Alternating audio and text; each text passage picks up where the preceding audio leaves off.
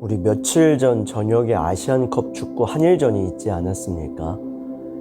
공교롭게 또 그날 여의도에서 최대 규모의 불꽃 축제도 있었죠. 청년들의 인스타 스토리들이 그날은 다 축구와 불꽃 축제로 도배가 됐었어요. 딱 그 시간 저는 서울에 있는 한 교회 청년부 수련회의 이 강사로 파주에서 설교가 있었던 날이었습니다. 말씀을 전하면서도 그 시간에 앉아있는 그 청년들을 보면서 그런 걱정이 들더라고요. 얼마나 궁금할까. 남들 다 지금 모여서 열광하고 그 청춘을 불태우고 있을 때 이들도 얼마나 그것이 보고 싶을까. 그런 우리니까 사실 얼마나 이 신앙까지 챙기면서 이 세상을 산다는 것이 힘들겠어요. 다 속이고 속고하면서 득을 불려가는 이 거짓말 넘치는 세상에서 나는 하나님의 말씀을 지키며 산다. 믿음으로 산다는 게 결코 쉽지가 않다는 겁니다. 왜 믿음을 따라 이 세상을 사는 게 쉽지 않을까요? 우리는 결국 복을 원하고 있기 때문입니다. 복을 원하기 때문에 믿음으로 인해 오는 손해가 보이고 비교가 되고 내 믿음이 바보 같아지는 겁니다. 그래서 시편의 시작은 우리가 믿는 복에 대하여 입을 엽니다. 하나님을 선택한 그대여, 너에게 진짜 복이 무엇인가?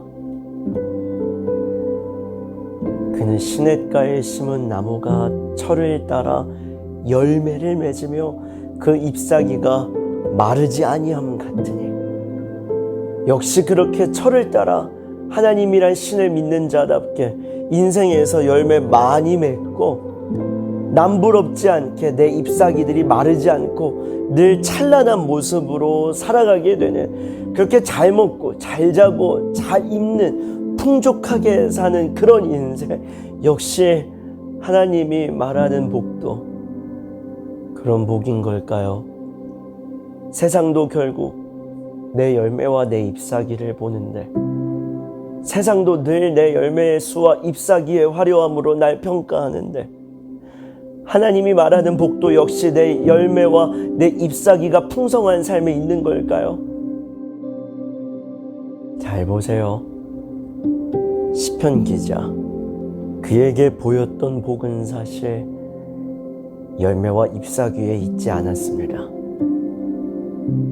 우리가 놓쳐버렸던 단어가 있는 것 같아요. 바로 시냇가에 심은 나무가.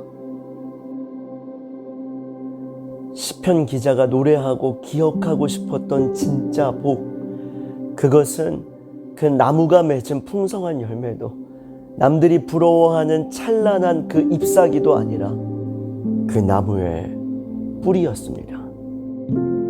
나무여, 우리의 형통이 무엇인가?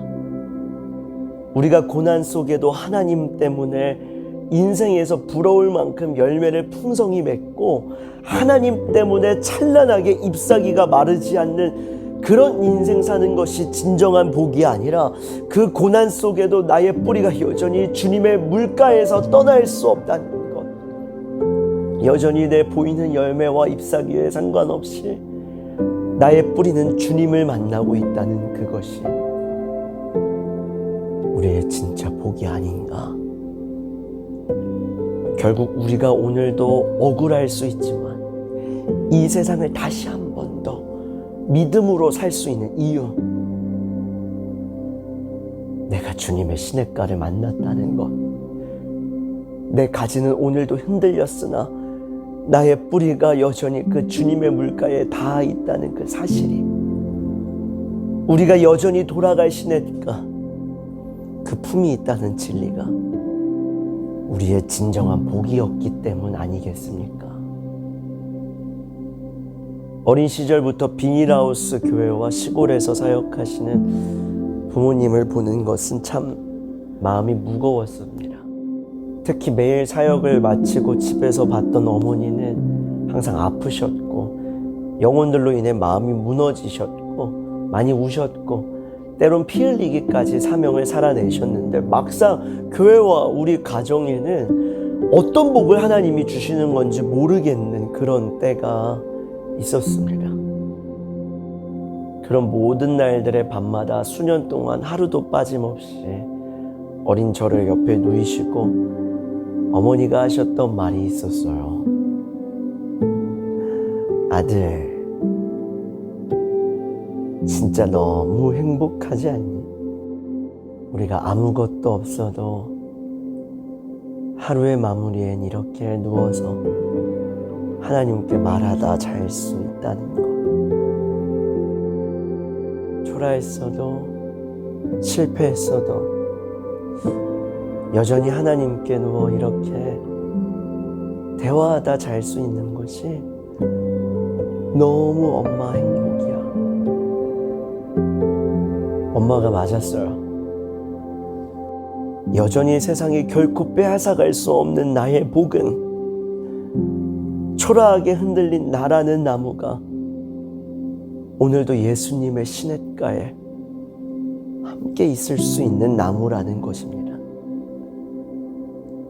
메시지 성경은 이렇게 말하더라고요. 에덴을 다시 심긴 나무여, 너의 뿌리가 여전히 나의 에덴에 심겨져 있느니라. 변함없이 네가 나의 시냇가에 나의 동산에 있는 나무인 것. 아가, 그것이 너의 복이었으면 좋겠다.